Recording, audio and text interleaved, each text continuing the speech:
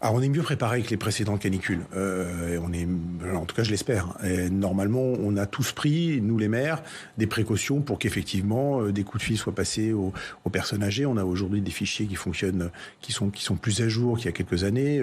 On a pris nos précautions dans les maisons de retraite de la même manière, dans toutes les. Voilà, donc on est normalement en capacité de mieux anticiper. On fait passer des messages, je veux dire, plus en amont, et il y a eu des alertes depuis quelques semaines qui nous ont dit attention, ça arrive. Donc on a pu faire passer des messages plus en amont. Donc non, et c'est pareil d'ailleurs pour les hôpitaux, c'est pareil dans les EHPAD. Même Donc, si justement, s'agissant des hôpitaux, vous disiez que c'était un printemps particulièrement sous tension et que ça n'était jamais arrivé. Alors ça, c'est ça. Enfin, donc ça tombe au mauvais moment. Voilà, la canicule va ajouter aux difficultés. Après, la canicule de quelques jours viendra pas perturber le fonctionnement des hôpitaux. Si la canicule s'installe pendant quelques semaines, ça va être plus compliqué parce que l'hôpital il est un peu à l'os et que les personnels sont particulièrement épuisés, les organisations aussi.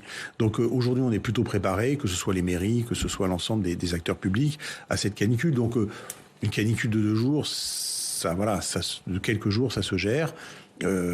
Si cet été on retrouve des épisodes qui sont beaucoup plus longs, en tout cas pour la partie hospitalière, ça effectivement posera des sujets. Un épisode de canicule, c'est à peu près, ça peut aller monter jusqu'à un doublement de la fréquentation d'urgence. Donc, pour les territoires les plus concernés, bien sûr. Donc, si elle s'installe dans le temps, si ça dure pendant une semaine, 10 jours. Donc, on voit bien que ça peut peser sur des hôpitaux, comme vous le disiez, qui sont déjà particulièrement touchés.